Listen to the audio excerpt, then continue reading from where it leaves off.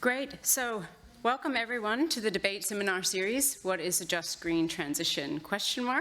And this is the third seminar in the series. For those of you who don't know me, although I think I know quite a few people here, my name is Lindsay Whitfield. I'm a professor of business and development at Copenhagen Business School and also the director of the Just Green Transitions Observatory. As I've mentioned in the past seminars, the Observatory and the seminar series is co-organized by the Center for Business and Development Studies here at CBS and the Democracy Institute at the Central European University. The seminar series is hybrid, so I want to say hello to all our online participants. We have in the past, or the previous two seminars, had between 50 and 70 participants online at any given time. So although we might be a few in the room, we're actually a huge audience, all taken together with the online participants. So the format today is the usual setup. We have a panel debate of around 45 to 50 minutes, followed by a Q&A, or I would like to think of it more like an open discussion with the audience, both in the room and online. So in that spirit, I just want to remind those who are online to remember that you can post comments and questions in the chat box as we go along. Also can have an online debate as we speak. I heard that was very popular in the first one. And then your questions will be collected and they will be read out during the question and answer session, which you can also continue to post comments and questions. Yeah, so let me turn now to introduce the speakers and the topic of today's debate. Every session has been a little bit different. So this time we have two online speakers and one in-room speaker. So let me start with those who are online. I'm very pleased to welcome Jojo Nim Singh, who's a principal research fellow at the University of Sussex in the UK, and is currently finishing a 5-year research program funded by the European Research Council Starting Grant Scheme on green industrial policy in the age of rare metals, a trans-regional comparison of growth strategies in rare earths mining. So we are very much looking forward to the insights that he has gained from this research project. Also online, I'm very happy to have today Henry Sanderson. He's a fellow at RUSI think tank in London and the Oxford Institute of Energy Studies. And I know him best as the author of Volt Rush. So I'm plugging your book for you, Henry. Volt Rush, the winners and losers in the race to go green. And we'll be talking a lot about it today, so hopefully we'll pique your interest to go and read it. I think it's a great book. Sometimes I didn't know if I was reading nonfiction or fiction. I thought, oh, you can't make this stuff up. It's pretty crazy. He's also the author of a very good newsletter and Substack and podcast series. So very prolific. You can check out his website. And in the room today, I'm very happy to have my colleague Karen Boomen, who's professor at Copenhagen Business School in the department, alongside me, and also the leader of a newly funded project from the Carlsberg Foundation called Frontiers, which is short for Frontiers of Natural Resource and Sustainability Governance for a Just Green Transition. So I have assembled this group of scholars because I think we could have an interesting debate and discussion, that there will be interesting overlaps, but also disagreements, also coming at the issue from different perspectives. So the question for today's seminar is, how do we square democratic rights with green industrial policies? But in the context, I mean, it was motivated in the context of critical raw materials for green technologies, so in the context of mining and processing. So I'll only give a very short motivation for the question, and then as we've done in each of the seminars, we'll start off with an opening position by each of the speakers, and then go into some more specific questions. I think many of us, I don't need to say a lot about this, I think many of us in the room know that the scaling of green technologies such as electric vehicles, solar panels, and wind turbines has led to an increased demand of certain minerals, some of which were being used a lot before, and some of which demand has increased. What some of us might not remember is that this kind of commodity boom is not new. Of course, we saw a commodity boom in the mid-2000s during the height of China's industrialization, massive industrialization, which lasted for about a decade. So this kind of boom for minerals is not new, but I think this time it has some unique characteristics that are making it different. And one of those, of course, is that it's in the context of the green transition, right? So it's supposed to be a good thing. We're trying to decarbonize the economy and save the planet. So in that sense, there are more critical observers of the impact socially and environmentally. So it's not like these social environmental aspects of mining are new, but we are looking at them in a different way, I think. So if we say something like countries in the global south bear an unequal burden of producing raw materials, this part's not new. I guess the part that's new is they bear an unequal burden of producing raw materials for green technologies and for decarbonizing the global economy. Yet it's argued, and we can agree or disagree, that their populations often gain few benefits while bearing most of the costs of environmental destruction and health risks. Then the second aspect that's new, of course, is you throw into this mix the growing geopolitical rivalry for economic hegemony between the US and China, with Europe trying to get in there as well, right? And that throws up quite interesting overlaps and contradictions between geopolitical goals and environmental goals, which are colliding in very interesting ways. So we'll start off, the opening question focuses a little bit more first on the social and environmental aspects, and then about in the second half, we'll bring in the geopolitical part. So the opening question to all the speakers is, how do we square this circle when we're thinking about the social and environmental? How can the contradictions of the production of critical raw materials be balanced with the need to decarbonize the global economy? And it's intentionally an open, very broad question, just so the speakers have a chance to stake out their position and their territory. So I will start with those online, and I'll start with Jojo. Hello, can you hear me? Brilliant. Thank you, Lindsay and the CBS for convening this conversation. It's really important and quite timely. Let me open the debate with a caution and a claim. The caution is we should be suspicious whenever we start the question on and ask ourselves, how can we balance the climate imperative against the rights and livelihoods of mining affected communities? As if these two things are of the same scale. I think this framing is problematic because it always ends up we resolve this question in favor of extraction because the climate clock is ticking and it's very loud, whilst the community voices are often quiet and very difficult to hear. That's how we end up with the huge mining accidents, the Mariana in 2015 in Brazil, the current situation of the nickel belt in Sulawesi. So my claim is, and this comes from 5 years of research on grip arm, but also my 7, 8 years of work on mining and oil and gas industry, the decarbonization agenda will only be legitimate and durable if it is organized through what I would say, or what I would call, a democratic industrial policy. Now, I think there are three key components for this to be achieved. The first is that producer states need a real, actual, effective industrial policy, not just extraction contracts, not just legislations. The idea that we can decarbonize something by simply extracting is a problematic solution because it simply relocates the environmental footprint of the rich countries onto the indigenous lands and peasant territories. So, in fact, if we look at some of the recent data, two-thirds of future energy transition mineral projects sit on or near indigenous or peasant land. So, essentially, the point here is you need a much more comprehensive industrial policy in order for us to really have meaningful impact. This leads me to the second point.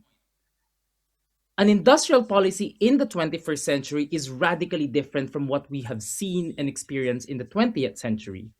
Industrial policy today must be built with, not around, affected mining communities. Whenever we have these big disasters, the Brazilian dam accident, for example, being an emblematic case in Brazil, mining governance often loses legitimacy because of the situation. the whole sector loses its license to operate, and it becomes very hard to convince the public that an industrial policy around mining is possible. So you can't scale up lithium and rare earths in a country that has yet to settle the score with the previous problems of mining extraction. And the third point that I want to make, and this is where geopolitics obscures it, the race between US and China isn't just, reshuffling supply chains. It's reopening political spaces for new industrial policy, not just amongst the rich countries, but also amongst mineral producing countries. So we have different types of industrial policy today, ranging from the IRA in the US, the Critical Raw Materials Act in Europe, and Nova Industria Brazil in the case of Brazil. This is an opportunity, but only if producing countries build capacity, not just to capture rents, but to create more value, more industrial upgrading across the supply chain. So to your question, Lindsay, we don't square the circle. We have to politicize this question honestly, and we have to build the institutions that could address them simultaneously. Thank you. I think there is a lot of issues we'll come back to. Henry. Yeah, thanks so much for having me.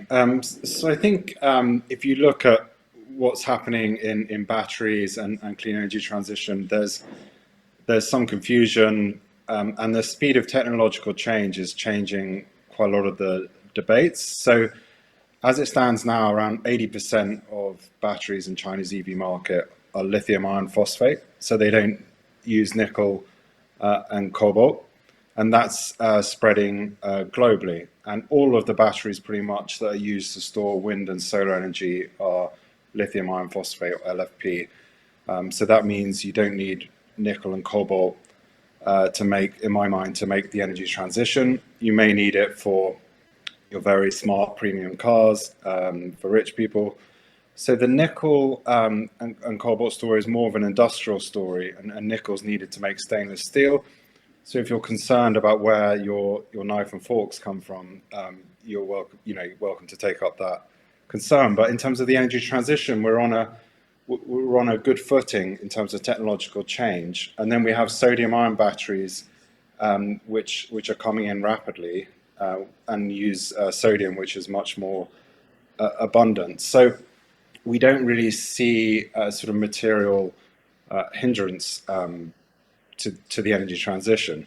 Now, in terms of the resource-rich countries, what we're seeing is a really interesting pushback, as was just mentioned, where these countries don't just want to dig up and export minerals, they want to capture the higher value of processed exports. And you've seen this year in the case of Zimbabwe, which is a big lithium producer, had a lot of Chinese investment, and it's banned very suddenly, or brought forward a ban on exports of lithium concentrate from Zimbabwe, and said the Chinese have to upgrade it to an intermediate product, which is called lithium sulfate. But if you look at the price difference between lithium sulfate and the concentrate, spodumene concentrate, is quite stark. So Zimbabwe could potentially capture a lot more of the value without going too far up the supply chain, which is unachievable in Africa, but moving a bit up the supply chain to capture more value in Zimbabwe. And this builds on what Indonesia did in nickel, where it restricted exports of nickel and said you've got to build processing in country. So we're seeing a situation where resource-rich countries are taking much more control over their resources, which should result in better quality jobs, better quality development. Now, at the same time, what we're seeing is really interesting in China is much greater focus on ESG and much better quality of data reporting and practice. And I think if you drew a graph on ESG declining popularity in the US, in China it's gone the opposite. They sort of crossed, and in China is much more focus on ESG, and the quality of ESG reports that I'm seeing, the data that's released, is much better now, with big battery producers like CATL, BYD releasing scope 1, 2, and 3 emissions. And that really prods the whole supply chain, including miners, processors, to improve the environmental performance. And we're seeing Chinese mining companies now get certification, like Copper Mark in the DRC, and other sort of standards. So it's really interesting to see what's happening in China with these Chinese companies. We're seeing a lot of improvements. So, you know, in my mind, it is possible to square the circle. We've seen technological change ease the burden on sort of mining demand, and that's not over. It's going to really continue to shift raw material demand, and this war in Iran has highlighted the need to not just for climate, as was mentioned previously, but energy security concerns, to move towards clean energy. So it's imperative that we move in that direction. Thank you, Henry. That's very interesting because it's a lot more, let's say, positive than I think the reader gets at the end of the book, but of course was written in, 2021, so it was an earlier story. But especially the point about ESG in China, so I want to come back to that when we have the ESG question later on, because that's quite interesting and follows up on some, I think, the negative parts, the stories that are mentioned in their book. So, but before that, let me turn to Karen for your opening position. So we've heard you can't square the circle, or it's the wrong question from Jojo. We have Henry very positive about being able to square the circle. Thank you very much, Lindsay, and thank you also for having me here. So I think I'd like to start somewhere else. Rather than talking about squaring circles, I think we need maybe to think about getting the process right from the start, maybe thinking a little bit about a funnel. Where do we start out in this process as a funnel? So first of all, a couple of comments on this idea of the just transition. So first of all, just want to highlight also, when I talk about a just transition, is also with the community impact. Over the past week, I've been attending several meetings where it occurred to me that this is one of the terms where we need to clarify what we're talking about, because to a lot of people, just transition is still the original idea, retaining jobs for the people whose jobs are being put at risk due to the change of industry. Right? So when I talk about just transition, often I refer to a just and fair transition to highlight this, that we are really thinking about a transition that is also fair for affected people, affected communities. So a couple of things on this, because we often talk about the global south, but some of the work I've been doing addresses these exact similar issues, but affecting people in the global north, the high north, across the Arctic. Second, and there are some really pressing issues going on there also, which are actually not in any way less complex, also from the geopolitical perspective. We've got highly contentious developments around just transitions, around mining, about wind farms, even in EU countries or EEA countries, which is absolutely a big challenge for the EU's policies, which I think the EU is really struggling to handle, which is maybe one of the reasons why they're so silent about it, because it's a very uncomfortable truth that we've got people from the Sami minority across the northern parts of Norway, Finland and Sweden, who are all living in the same reality, that we have people, indigenous peoples in several African or Latin American, Asian countries confronted with, and somehow it seems to be a lot easier for the EU to say, hey, if you're outside of the EU, you have to get things right. But if you're inside the EU, they don't know how to handle it. Right? And the governments also, especially Norway is a very good case for this. Norway is not an EU country, but it's an EEA country. They basically have to work along with EU policies. That's one thing. The other thing is that it's increasingly becoming clear to me that this is also not just about indigenous peoples. We tend to focus on indigenous peoples, but the example of Brazil was brought up earlier. In Brazil, we have had the two huge tailings dam collapses in 2015, 2019, that created havoc for people who are precisely not indigenous, just people living in already very precarious conditions, who do not even have the additional, claim to say we have special rights because we're indigenous peoples. So we are also seeing all in the high north. We're also seeing non-indigenous communities who also feel that their environments, their conventional lives, their traditional ways of making money, or just look at Greenland, which is a country with a majority indigenous population, where the Greenlandic government actually has a full power to make policies and regulate natural extraction. So we have a very, very interesting situation here. And so we have these tensions also, I think, sometimes between indigenous and non-indigenous, and some people having maybe more formal rights than others, not making the situation in any way easier. So there are a couple of points here that I'd just like to highlight just as a point of departure. So first of all, what's happening right now is in the past few years that this scientific or sort of social science focus, but also in the civil society focus, with the harmful impacts of critical minerals mining or wind farms, electrification projects that we need, or minerals that are needed for, in view of the current techniques we have for electric power rather than CO2-based power, that is creating so many tensions in society that's actually also causing a delay for the transition. Because, for example, the Nucien mine copper project in the north of Norway has had problems getting access to finance, or for the value chain to actually want to sign up to buying the copper, because it's been so tainted by the conflict with the local Sami community and the Norwegian Sami Council, whose views were overwritten and not respected by the Norwegian government, which actually set up the Sami Council, putting this idea of legitimacy and democratic rights very much into question.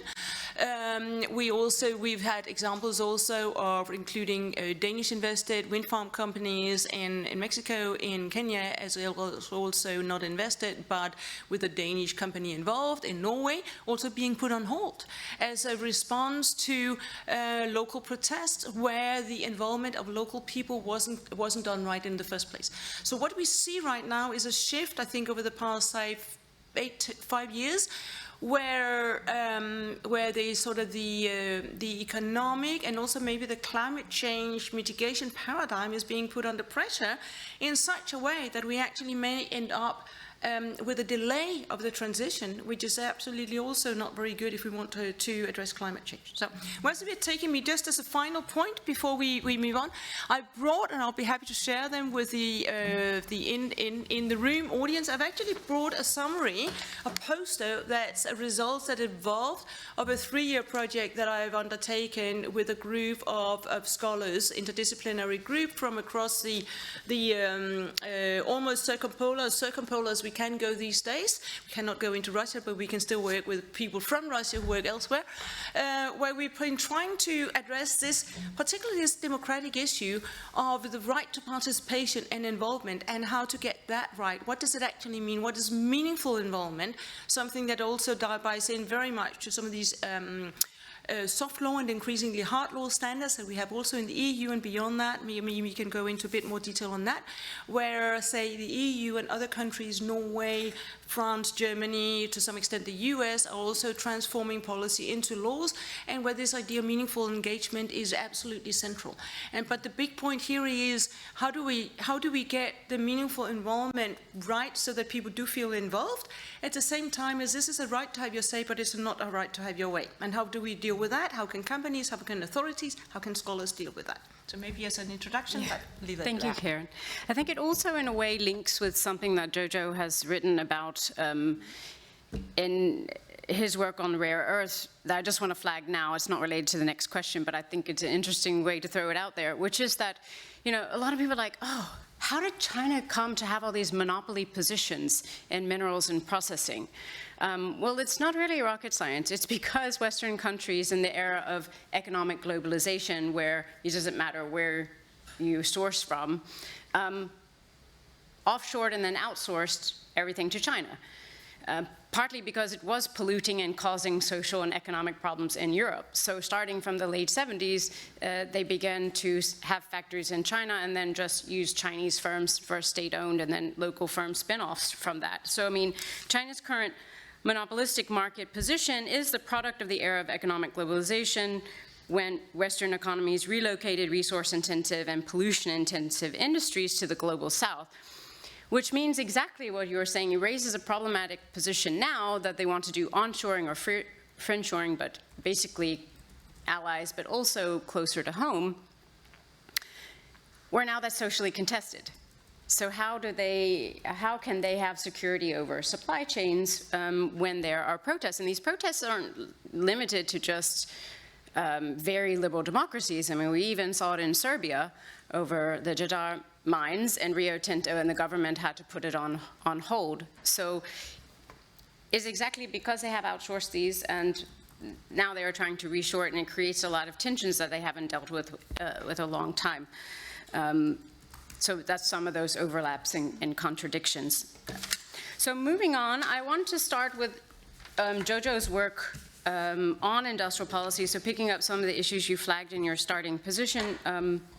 Jojo, if you could say a little bit more about how can governments in countries that have these big deposits in minerals... Oh, he's already turned his mic on. How can governments in countries that have big deposits in minerals such as cobalt, lithium, nickel, and copper promote industrial policies aimed at processing critical minerals within their domestic markets, arguably under this argument about bringing greater benefit to the population? But then we can throw into that another question. Sorry, I'm springing this one on you, but it came up when Henry's opening statement, that you had this fast pace of technological change. So some minerals that were previously critical to the technology we use may no longer be critical. So that throws another element in there, because, okay, now you spent all this money and invested all around industrial policies linked to cobalt or nickel, or it's no longer necessary. Although we know that's not true, because as Henry said, you use nickel in a lot of things and you use cobalt in a lot of things. But it's just to highlight that there is a tension around that. But if we were to move, to sodium ion as a low-cost, low-range battery technology instead of lithium iron phosphate, would that mean we don't need lithium in as such large quantities anymore? So it does throw up some interesting tensions about how do you do, and we started to talk about this last seminar, how do you do resource-based industrialization when your resource might be changing? Okay. We just so I'll give you the sort of headline answer, and then I'll go into the three specific details. A successful resource-based industrial policy requires three separate factors that need to simultaneously align. So this is why I would say it's a hard thing to do. The first is you need state capacity, a coherent vision and bureaucratic competence that would allow the state to direct capital and be able to ensure that there's governance institutions in place. So that's first. Second, you need business firms that are willing and able to invest in downstream capability. So private capital, basically. And then third, which is the hardest to get right, and this is how I would answer Lindsay questions, the geopolitical fit, a viable position in the global supply chain. If one of these three things are missing, basically an industrial policy is an announcement. It's not really a viable industrial strategy. Let me go in detail with that. The first is the story of industrialization and the story of development in Asia, which is where when we think about industrial policy, where it came from, right? Is a story of a very coherent state with a long-run vision and bureaucratic capability to execute what it promised. It is not very difficult to imagine that the most emblematic case here is China. And in the paper that I sent to Lindsay, in this particular case, China was very successful in building a rare earth strategy. It's not a 5-year strategy. It's a 40-year project that linked mining extraction to processing, to magnets, to the building of motors, and then finally to electric vehicles. But state capacity isn't only found in China.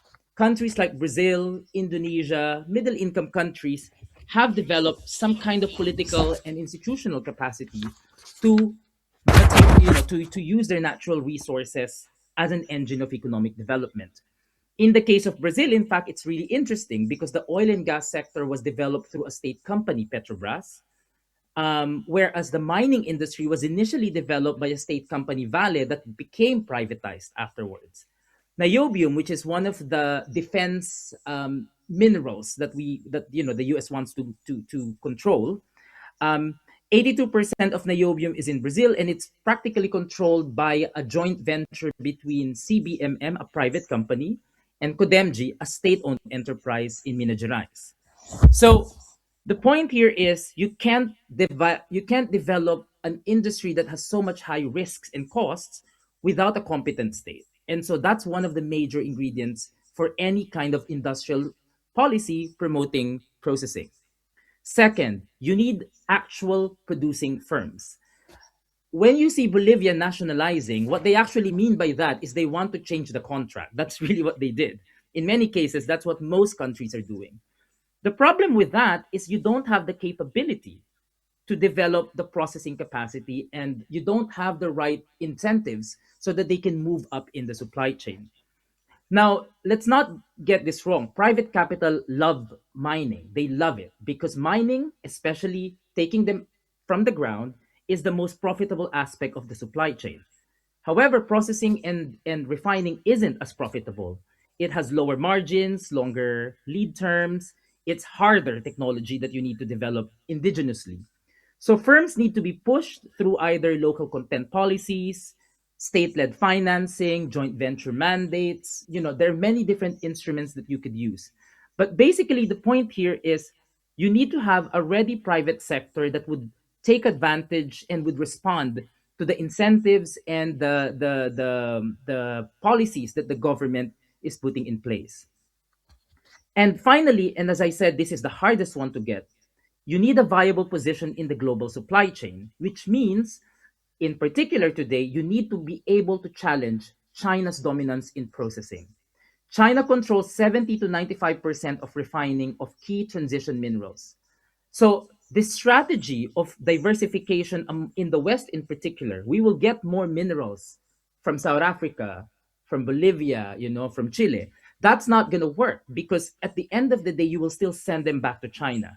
So what you need and what developing countries want is processing these minerals in-house, domestically. And in order for this to happen, you really need to think about how to position yourself in the refining sector. What that means in practice is strategic partnerships with the Western countries. You need to have counter-cyclical financing because mining is a long-term endeavor. In many cases, they fail. So you need to have a play-safe mechanism there to address this, to reduce the risk. And the fact of the matter is, any new processing facility built in the global south is a higher risk than, let's say, building them in France or in Spain. So the risk is when China decides to drop the price, these processing facility projects will just collapse. So we need to ensure that these projects are viable and they are in the supply chain in which they are able to have a long-term viable. So the answer to the question is industrial policy specifically for processing is possible. There are many countries that successfully did this, partial success, as we can talk later. But Brazil, Indonesia, Chile, Kazakhstan, all partial success. But what it requires is patient capital combined with state capacity that most countries have lost. We have to remember we are coming out of a 2-3 decade of neoliberal retrenchment. A lot of public enterprises have lost their capability to produce. A lot of mining ministries don't even have the ability to do surveys. So we're really talking about re-strengthening political institutions here and economic firms. So I'll stop there. Thanks. So I think, Henry, you want to come in? Yeah, I really agree with those points, and I think it's extremely important because often in the West we get obsessed over critical minerals, but the point is, even if we dig them up, where are you going to send them to? You're going to send them to China because that's where the processing industry is. And what the point is that if you look at China, no one's making money apart from a few companies. So essentially you have the battery producers like CATL is now, I just checked today, is the third most valuable company in China on the stock market and is making lots of profit, more than the 10 top automobile companies. But no one else in the supply chain is making money. So the people that process the critical minerals, critically the people that make the battery materials, it's a very low margin, challenging business. And that's for the ones that have experience and know how to do it. So you're essentially saying to countries outside of China, do you want to go into a business that has low margins, is not profitable, you've got to compete against an established Chinese industry, and the demand is volatile? It is extremely challenging without some sort of industrial policy. And this is the real challenge facing the West and the real weakness, which is how on earth do you support, what's the best industrial policy to support a low margin, challenging business that can't really compete, and for what ends, right? And I think what we've seen is in rare earth, the governments of the West have made the decision, we need to fund this regardless of whether it's competitive or not. And so that's why we've seen funding for rare earth separation, magnet making, etc., because we need to have it. But it's a much harder argument to make for a consumer good like electric vehicle minerals, because the consumer does not want to pay more. I mean, I'm here in the UK and Chinese EVs are flying onto the streets. People don't want to pay more to support some geopolitical or national security objective. So I think it's extremely challenging outside of rare earth processing, where it's smaller and it's a national security objective. So I don't think, I mean, I'd love to hear more, but I don't think we have the industrial policy solution of how to compete with a country like China in the midstream or processing fields. And in fact, we're going backwards. There's just a bankruptcy this month in the US of a company. We're not succeeding in that space.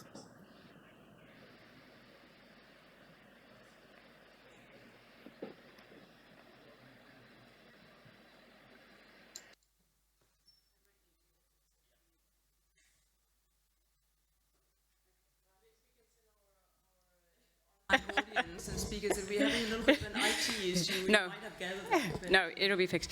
So I'll just talk while Danny fixes the camera. It's just because I didn't want to see Henry's head going like this. No, but I think that the points that you make, Henry, they actually apply more broadly, I mean, to any industrial policy, right? Because the reason CATL is that profitable is partly because it's verticalized, a bit like BYD. So they have assets in processing and then all the way down to mines. But the reason that it's mostly why it's profitable is because it operates in the nodes where technological innovation happens. So there are 4 aspects of, we argue in a recent report of my colleagues Felix and Tobias, it's in the battery active materials where you come up with new scientific mixes. You go from the lab into something that's possible in the manufacturing that can be stably implemented in the battery manufacturing factories. And then it's in the how do you put those together with different chemicals? It's in the form factor. So is this pouch, is this, cylindrical? Is this even something new? So BYD and CATL created the blade, which is a different form altogether. And then it's how do you put that together in a battery assembly pack that actually goes in the car. So if you're operating in these nodes, you are in the innovative segment. You are changing the game and you're capturing that sort of your Schumpeterian profits, right?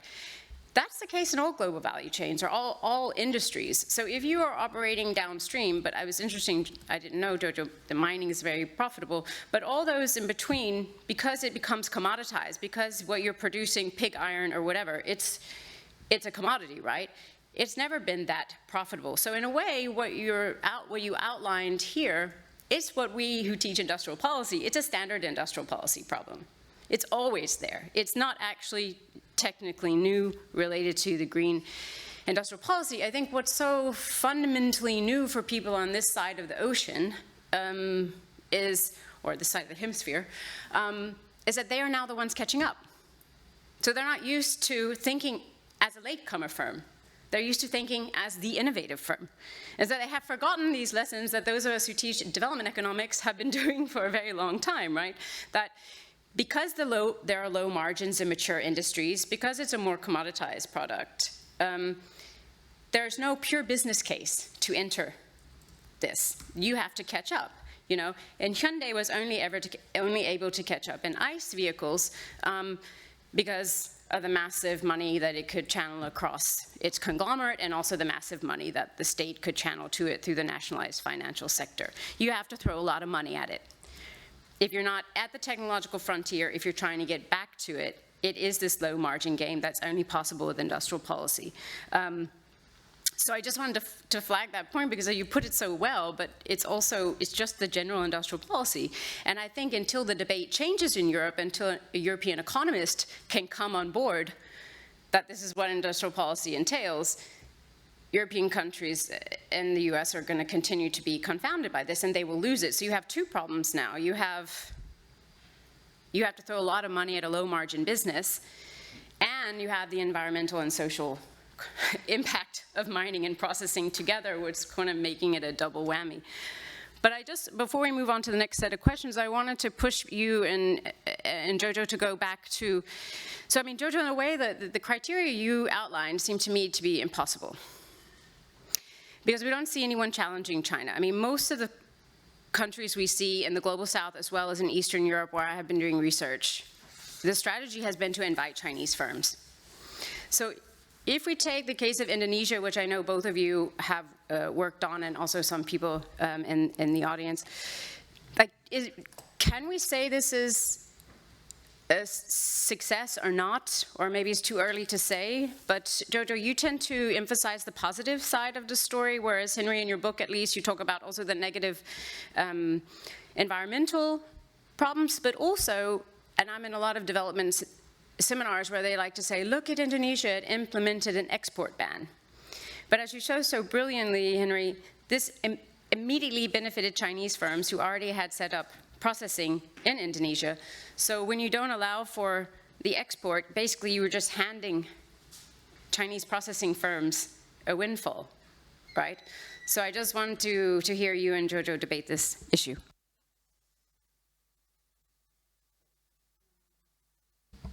Do you want to go first, Jojo? Yeah, sure. So I would say that the Indonesian case is a yes and no case, right? It's a yes and no situation. If we use standard development metric of industrialization, did Indonesia move up in the value chain? Yes. Was the export ban effective in 2014? And the answer is yes. Did it force foreign firms to build smelters locally? Yes. But the question, and that's the big but, right? Still most of the processing capital is Chinese. I've looked at the structure of the industrial parks. They're mostly financed a 60 venture with some conglomerates, but most largely financed by Chinese capital. CATL is one of the biggest firms that the bigger firms that built the Sulawesi Industrial Park. So it's not really in Indonesia processing, it's more Chinese capital relocating to Indonesia and processing at a lower cost for the Chinese. But did it have that positive effect in terms of increasing the nickel value added? Yes. The second point is, and I think Henry has pointed this out in his book, the environmental costs are severe. High pressure acid leach plants, HPAL plants, which is what you need for battery production in Sulawesi, are practically powered by coal. And the environment, there's a lot of studies that have now shown that there are environmental costs for the regions, for the communities. In the Philippines, which is the other nickel producer, we now talk about Indonesia as a cautionary tale because there's an anti-mining sentiment in the Philippines, in fact. So we don't want to go the Indonesia route because of the severe environmental impact of the nickel processing. And then thirdly, there are issues around the dynamics of the market itself. Nickel price crashed roughly 40% in the past 15 months. And I think the other point that Henry was pointing out is the changing technologies of battery production. So the issue is the market itself, being flooded by Indonesian oversupply is creating a long-term problem for the nickel industry. So they need to find new industrial applications for nickel if they want to extend the longevity of the nickel industry. Um, on a narrow industrial policy ground, yes, Indonesia is a really successful case, and I have argued that in several places. Um, but I think the issue, of course, is we need to start to think about how to square those costs that have been accumulated. Um, in practice, that is much harder because even in East Asia, we always say, the labor unions paid the cost of industrialization of Korea and Taiwan and Singapore. So there's always a cost to something. It is a question of how we redistribute the cost and what kind of politics is possible so that you mitigate the costs and you, at the very least, distribute those costs that is acceptable. And I think in an industrial policy where the costs are very obvious to our eyes, such as in the mining sector, this needs to be dealt with much more honesty, and I think to deal with the politics rather than the technical aspect of industrialization in the industrialization debate. Great. Henry, do you want to come in? So is Indonesia a success or not a success? Yeah, I think those points is right. Yes and no. Sorry to give a frustrating answer. I think what's clever about what Indonesia done is, as you say, they've got the investment, and they also control the domestic ore quota, so they can control how much domestic nickel the smelters receive, and I think they've been tightening that. The downside, as noted, is the sort of environmental impact. And this, I think, is where it gets complicated and raises this whole question, which I find so frustrating about ESG. And it's basically, what do we care about? Because in Indonesia, I think, as far as I understand, you've got the human rights impact. There's been a lot of labor accidents, the pollution to the environment from chemicals and local communities. But if you just look at CO2, according to what I understand, this high pressure acid leaching can be low CO2 carbon emissions. This is what experts tell me who know it technically. So, and they've improved it. So it's all about, do we just focus on CO2 emissions, or are we trying to encompass everything? And then it becomes a really hard question of how do you measure and account for everything. And this, I think, is one of the problems that ESG's had. That I think is we're not sure what we're actually trying to measure and care about. Obviously, we all care about everything, but in terms of sort of measuring and benchmarking. But what you've had in nickel is that because of this production in Indonesia, the more sustainable producers in Australia and elsewhere have shut down and not been able to compete. So the answer to that question is may be damaging overall to the market because it's shut out more sustainable producers. So I think it's a complicated question, but as I say, stainless steel is about 70% of nickel demand. So this is really a industrial a story rather than, I think, a clean energy battery story going forward. But I just wanted to follow up quickly before I turn to Karen on ESG. So you mentioned this in your opening comments, but also as a question I already had for you about what's happening in China. Is it going to push for higher environmental standards or not? So my original question for you was, do these Chinese mining and processing firms show any signs of changing their mining practices to have less negative environments on the environment and more positive effects on the local population? If the firms aren't changing, then do we see any action by the governments? Is the Chinese government, central government, likely to put any pressure on Chinese firms in this regard? And if the answer to both of those are no, then we can basically conclude that there is no hope, which is what I thought you were going to say. But then it was very interesting in your opening position that you talked about some new movements. So maybe you can bring those two together before we turn to Karen on ESG. So I think, under Xi Jinping within China, there's been a massive push to improve environmental performance, compliance. And I think the rare earth industry was mentioned is probably, I haven't seen it for myself, but from what people tell me, is nothing like it was 10, 15 years ago, where you had, the toxic tailings of cancer villages. I mean, I remember when I lived in China, it was a lot was very bad, and the Chinese people bore the brunt of a lot of the industrialization. But I think now the rare earth industry, a lot of these industries have massively improved and are using renewable energy at a much greater scale. Have switched to use natural gas instead of coal-fired power, etc. So I think within China there has been a big push and change, and I think that's not necessarily positive for Europe. It raises the challenge of how do you compete if your Chinese competitors is green or greener than you? And we've seen this in green steel, where China's exporting green steel or dumping green steel potentially, which is an interesting concept.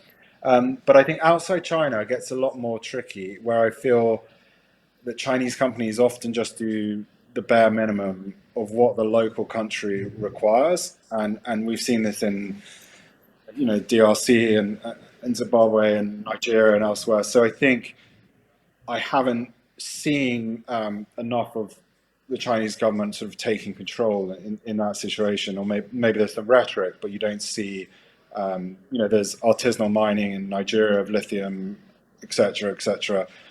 So I think the issue there is really for the local governments to kind of try and take control. But we've seen, as I said earlier, that's what's happening with Zimbabwe and others, is really kind of using their leverage. Because if you think about it, just tying everything we say, China's CATL is the third most valuable company in China. Batteries, these things are core to Xi Jinping's new productive forces. They can be shut off by lack of lithium, right? So if you're a lithium country, no matter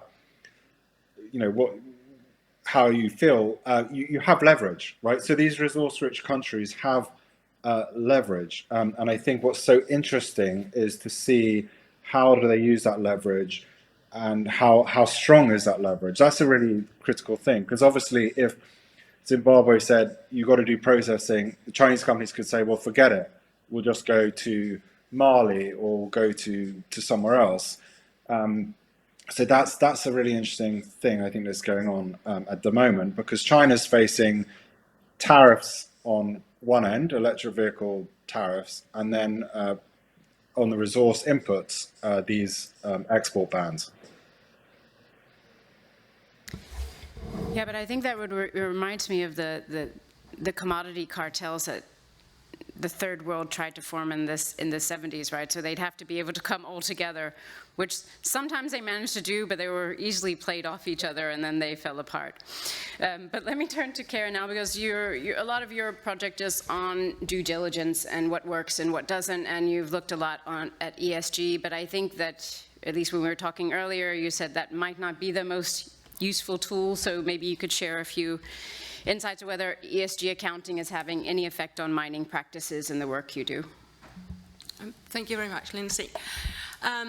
So when I received your script and the question, it happened on the same day that I had been meeting with a colleague who works on sustainable finance and has been deeply involved also in developing the so-called ESRS, the European Sustainability Reporting Standards, especially the social aspects. And she shared some reflections that actually resonated quite a lot with what I'd been thinking about, but it hadn't been really clear to me, although I constantly preach it's about do no harm. It's not about sort of just reporting on what you did and then harm might have occurred.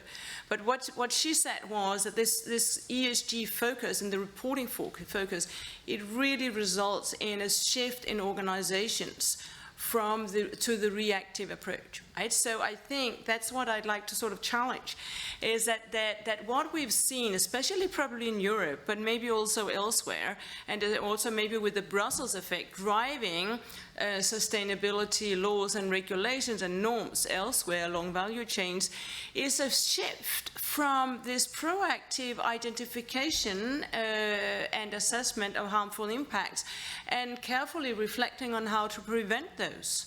Because at the end of the day, we really don't want them. Rather than having, which is what we have now with this regulatory push, a whole set of plans for what companies should do and a whole lot of data on which they might report. And then it's like, okay, and then all is good, but it's not, right? And even if then, as this colleague was saying, also right now with institutional investors or other companies, the focus is on having grievance mechanisms, so complaints mechanisms. And I would say, and for those of you who are not familiar with it, also in the online audience, I'm actually a professor of business and human rights. And you might be saying, what's human rights got to do with this? But if we take the business and human rights approach in a very wide sense, and also say that that is actually where the outward-oriented risk-based due diligence approach came from, where it was actually developed and promoted as a management approach to do no harm and prevent harm, we of course we need grievance mechanisms. Of course it is a human right to have access to complaints and to grievance, but we ideally want them to be there and sitting out there and doing fine but never being used. So I think what we need to ask ourselves is now also with these geopolitical tensions that seem to be even pushing the S even more out of the ESG equation, or the CSR, or this corporate sustainability, or the just transition than it was even before I would say the past year and a half started that process, is how can we work, also going back to this issue of democracy, what is democracy, what is involvement? How can we work with this to ensure that harm does not arise, or that harm at least is minimized? How can we involve the affected people in co-creating solutions? And I know that co-creating is really a buzzword, but going back to this work that I've done, and I can, with the colleagues where we work this, we've just submitted an article, and as you know, as articles go, it will go through a long process before it might be published, but we have something that's more tangible to show for it. And so what came out, what was the origin was that we really wanted to try to prevent this delay of climate change mitigation that we saw already when we started working on this as something that was emergent, looking at least in the high north, but also beyond that, by going into this more detailed focus on what is meaningful involvement with affected actors, which is actually a core component of the risk-based due diligence approach. Those of you who are a little bit familiar with what the EU has been doing about the CSDDD, the Corporate Sustainability Due Diligence Directive, if we forget about all the omnibus, because there's actually a lot of substance left even after the omnibus simplification. What the omnibus did was that it reduced the scope, but so few companies are now covered technically, legally by the directive. But it doesn't mean that all their value chain companies are not still covered. It's just indirectly. We've shifted the regulatory focus from the government to companies. Companies are still intended to cascade these demands down through the value chains, and it will become visible through their CSR reporting, for the CSRD reporting, and there are the ESG reports. Right? And meaningful involvement with affected actors is actually something that was given a lot of attention in the debates leading up to the CSDDD. We actually have several references in the CSDDD. So it's meant that this issue is not just something that's like always been part of the risk-based due diligence approach if we look at it from the business and human rights perspective, but now it's actually even a legal obligation. What does it mean? Right? So what we did was we undertook these multiple interviews, focus groups and individual group interviews in a number of small communities and slightly bigger communities in northern Norway, central Norway, East Iceland, Reykjavik area, East Greenland, South Greenland, Western Greenland, and Eastern Canada and Western Canada, with indigenous peoples of First Nations and non-indigenous, as well as companies and authorities. And And across these very, very different communities, there were a couple of things that were really, really the same, which was really interesting, I think, when we think about the diversity of these communities, when we think about the diversity of the industrial projects that they're subject to and neighbors to, whether it's mining, hydro energy, wind energy, solar farms, whatever. And that was basically respect. And it's respect across three key issues. It's respect for the affected actors, it's respect for the place that they come from. Like one of the people we spoke to in Newfoundland said every community is different, even if talking about communities like pearls on a string with few kilometers between them, but they're still different. Right? And then time, with both a historical sense, many of these communities have memories of historical wrongs, especially, but not only indigenous communities, but also maybe recent consultations like around the Fursend wind farm project in Norway.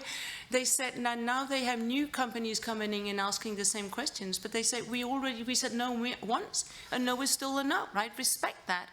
And also respecting what's in it for people also in terms of time now. For example, to involve people already in the planning of consultations, because consultations are key in impact assessment. Impact assessment is a way to involve people, not just as a formality, but in a reality. Now, for that to be seen by them as meaningful, they also have to be part of the planning process. Because what we see also is often that these consultations, they take place, for example, in a main city where the affected people have to travel. So they have to take time off their work, or they have to pay for fuel for a boat or a car, whatever, or they have to forgo a day's income to go. That's not very meaningful to them. There is also the time aspect in terms of what is going to be the implications of the project longer term. Then there's also the benefits. A lot of people say that we spoke to say we're not against this development, but we want to be involved. We can also see the benefits, for example, of new mining projects, new infrastructure projects being done in such a way that there is local capacity building. This could generate better lives for our kids. We would like our kids to be part of this transition, to be included, but not for this entire operation to be a fly-in, fly-out mission where trained mining experts from Canada come in and then they go. And then they take all the money, and we're just left behind with a wrecked nature. Right? So there are a number of things around this where I think if we collectively, and scholars can definitely help this, if we keep the focus on what is the purpose. We talk about participation, we talk about democratic rights, but it's really about involving people and also presenting them with the information so that they can digest it and apply it from their perspective. Because they're not mining experts, they're not geologists, they're sheep farmers or they're grain farmers or something else. So the information has to be put to them in a way that is meaningful for them to digest and respond to.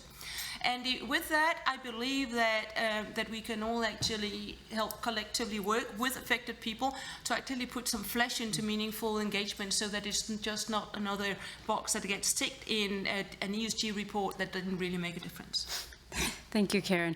So I can watch the clock, it's ticking away. So I have other questions, but I think I will hold those and maybe throw out one at the end. So I'd like to turn to the audience then and collect questions and comments. So we'll just collect everything, and then every speaker will get a chance to comment back, discuss back. It doesn't need to be a question and answer. It can also be your own view on the issue, but we'll just collect all of them, and then each of the panelists will have a last short comment. So we'll start in the audience with the, yeah. Dominic has the mic. Or if there are no questions, I have more. No, I thank you for. Is it on?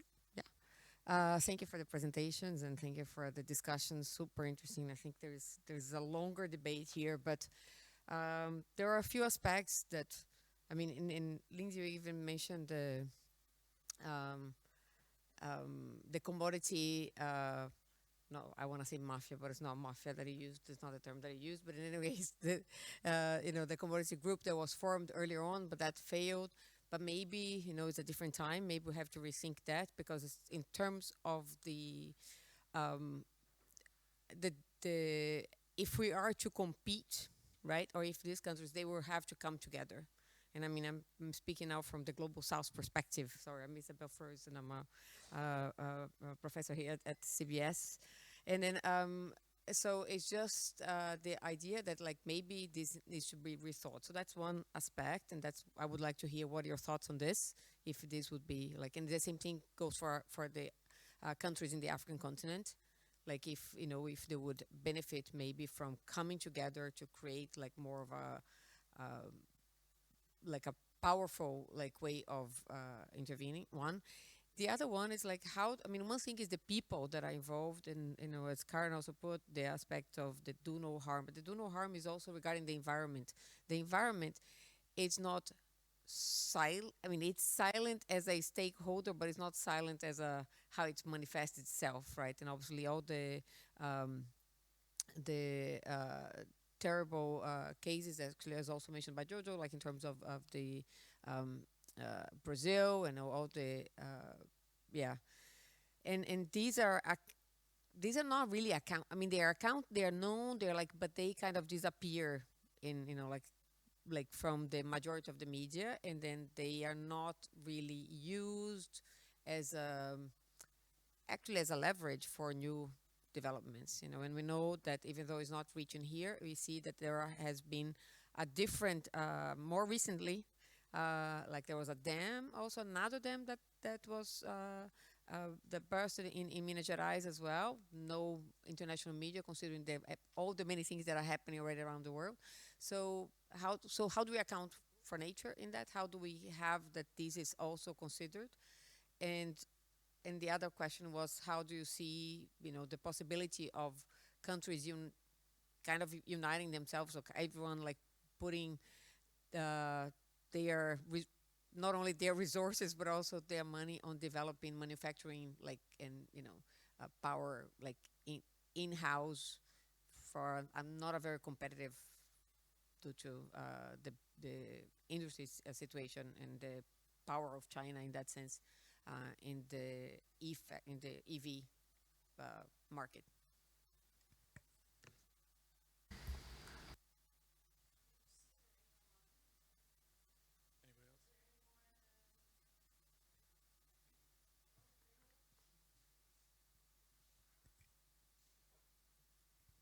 Thank you. Jacob Ramirez, Associate Professor at CBS.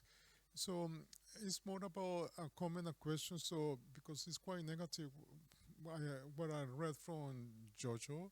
So so the alternative for the global south or for European countries in the mining sector is not to develop this value added activity to the mining sector. So then what might be the alternative? So because they can compete with China. So the industrial policy that the global south never will catch up with China. So what might be the alternative for this industry that we have in the global south? I think maybe while we're waiting to see if there are any comments from the online community, Jojo, do you want to take that one from Jacobo? Yeah. So there's two things I want to point out. One is we're now in the state of play today is such that even countries that did not want to push for extraction like Brazil have now come up with a national mining plan. So it took a while for Lula to do that precisely because Brazil has a very, very complicated relationship with mining. For 5 years at least they wouldn't want to talk about mining and development. The other thing is, of course, some of the mining extraction, people from outside of Brazil assume that this is going to happen in the Amazon, and Brazil is a federal state. So, there's a very complicated politics in Brazil on how do you come up with a national strategy given the extreme diversity of the country. So this is actually really good. So I just came back from Brazil a month ago.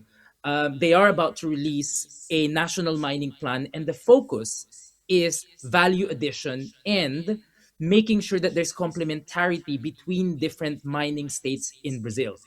So this is a really big thing for a country like Brazil because it's not just Minas that has minerals. It's also Goiás and Amazon and other places.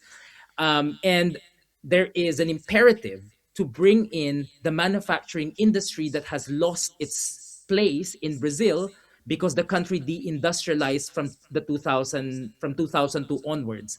One of the net effect of the commodity boom for Brazil was that they were deindustrializing. They were practically selling iron, oil, and soya.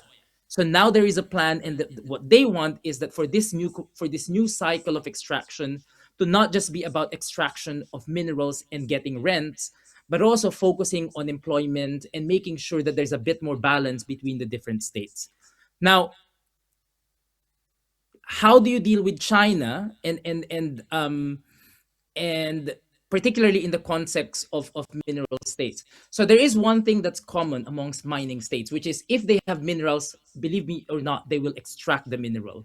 They may do it now, they may do it in 5 years' time or in 10 years' time. They will do it because that is the natural comparative advantage of these developing countries. So there is no point having this discussion around, what's the alternative? The alternative for them is to build processing capability such that a lot of the benefits of the mining extraction takes place within the country.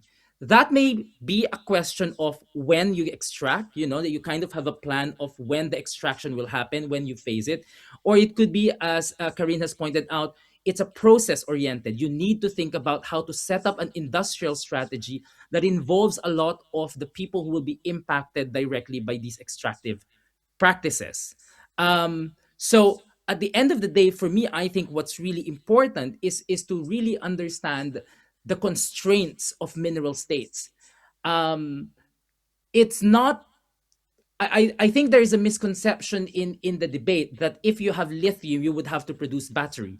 I actually interviewed Codelco. The president said we are not going to get into battery production. Why? Because that's a different business. So even within the business sector, you would need to create a new ecosystem so that you could move from copper, from lithium extraction to battery. That is not the business of this of the company. That is the business of the national government. So I think when we think of industrial policy, we really need to think about these are interlinked processes and sectors, but they're not necessarily one and the same. And just on the final point on the diverse, there is the China effect. The China effect or the US-China rivalry effect, it is very different depending on which regions and which countries you're talking about. How they determine which sectors are built or linked to the mining will be determined by some of these dynamics.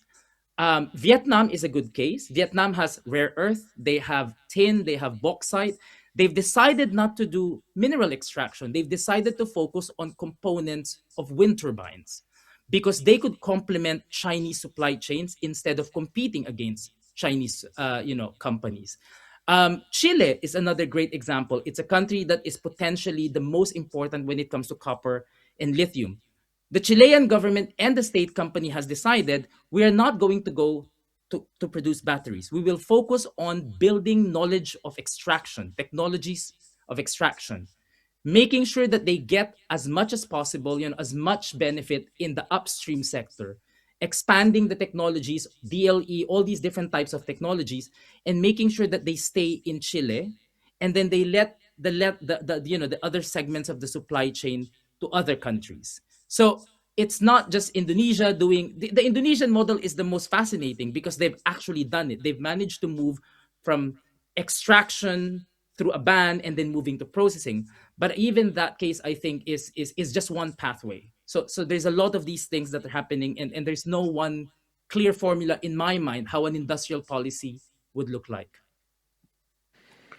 Yeah, so just to follow up on that, I think the competing directly with China can be a risky game, and China's just introduced legislation that gives it the right to retaliate against other countries interfering in their supply chains or restricting supply to China. And we've seen export controls last year, which are really, really interesting when you get into the detail. But China is focused on preventing the export of the latest processing technology or know-how. And in rare earths, pretty much all, you can't export any of the processing tech. As a rare earth person in China now, you just don't go overseas. Many taking passports off them. So I think resource-rich countries would play a risky game if they're trying to compete directly against China. So that's why it's so fascinating what's going on. But I think starting small, going just slightly up the value chain, is probably the most successful route, which is what Zimbabwe is doing, as I said. Because even in Chile, which is a developed, industrialized economy, they offered cheaper lithium for companies that would come and build cathode production, and no one's done it. It hasn't happened. And you would think that's a great industrial policy. You get cheaper lithium. All you have to do is build in a developed country like Chile. What's not to like? But it just shows how difficult it is to actually make this happen. And Brazil, I believe, BYD is building. I think cathode and some processing. So yeah, maybe it can work, but I think there is a strategy which is you tariff Chinese EVs unless China builds something in your country, because China needs. So is my final point. More than ever now, what we're seeing is Chinese domestic EV demand is slowing, and they need exports so badly. One Chinese company said, "You either export or you die." So the world is shifting into a place where we actually have quite a bit of growing leverage with China because they need exports so badly. They've built so much production capacity. Without export markets, a lot of these companies are going to die. So a lot of countries can now turn around and say, "Well, you better build this in my country, otherwise we're going to tariff your EVs." So yeah, it's a really interesting time. Before I turn to Karen, who wanted to come in on the previous one, I just wanted to follow up, Henry, because, well, two things. One, last seminar, we actually talked about the Chile case, and one of the things that we talked about is mining, processing, and battery production are not necessarily connected. They're not driven by the same thing. So firms want to invest in battery cell production that are close to markets for EV production. So you need to have a big market for EV cars, right? So that Chinese firms, exactly because it's export or die, now it's invest closer to other markets than China or die, and that's Europe. So you see massive Chinese investments in battery production in Hungary and around Eastern Europe to access that market. So just having lithium or lithium processing is never going to drive, as long as it can be exported with some safety controls. It is not in and of itself going to be a driver to say I have lower lithium prices. But what I wanted to ask you just really quickly is to follow up on the export ban you mentioned, because if you look at what China has put a ban on, it's not implemented, but the 2025 list, like, it's everything. If they were to actually implement that, Europe would be decimated. So they haven't implemented it yet. So I just wanted to get your take, because you follow closely what goes on in China. I mean, what do you think is the end game there? Is Beijing ever really going to implement that, or is it purely just a negotiating tool? But also in the context of Chinese firms needing to now set up factories in Europe, while Beijing has this list saying, we're not going to export to you any battery active materials, any battery production machinery, basically everything along the supply chain that's made in China that nobody else has and you need. They say they won't allow it to be exported, which means that European startups in battery cell production would never come to light, right? So how do you see that the Chinese government is using that tool? Yeah, I mean, it's so hard to peer into what the CCP thinks and what it's trying to do, right? But I think there is a fundamental contradiction, which is the inclination of the Communist Party towards autarky and self-sufficiency, complete control, paranoia, the conflict with the US, and then the need for export markets and the commercial desire of Chinese companies to go overseas and, as you say, invest overseas to get around tariffs, etc. So I think there's a contradiction, but probably best expressed by Xi Jinping's phrase, "We want the world to become more reliant on China and us less reliant on the world." And I think that is broadly the strategy. But I think what they can't seem to control is this overcapacity, this investment that has thus meant they need export markets. And they keep having meetings with companies in China saying, please control overcapacity, rush to invest.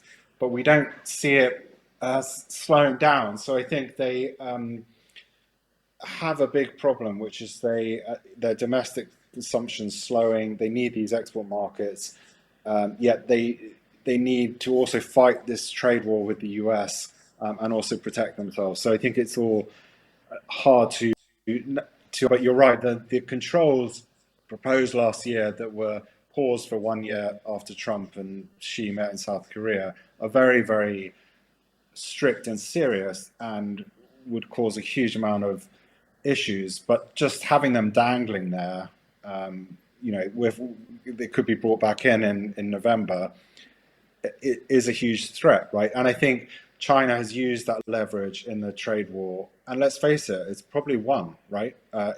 It got the US to sort of back down. I don't think it's come out too badly, either from the trade war or from the Iran war, which is now going to potentially supercharge demand for Chinese clean energy technologies. Great, thanks. And now I turn to Karen for the last word. So you can pick up the questions, or you can also answer the last one, which I didn't get to pose, which is how do we see the geopolitical rivalry playing into these issues that we have been discussing the whole seminar? Thank you. Well, maybe combining them a little bit. I think the China issue is quite interesting when we're looking at the panel here. We always look from the outside of China, and we always have these ideas, and we have this the Chinese monopoly on rare earth minerals processing. But as you indicated, Lindsay, this is also because nobody else wanted this activity. I think we really need to be very honest about this also, especially maybe in the EU setting, that it's been so utterly convenient from the EU that China took care of setting up these very environmentally polluting and harmful processes.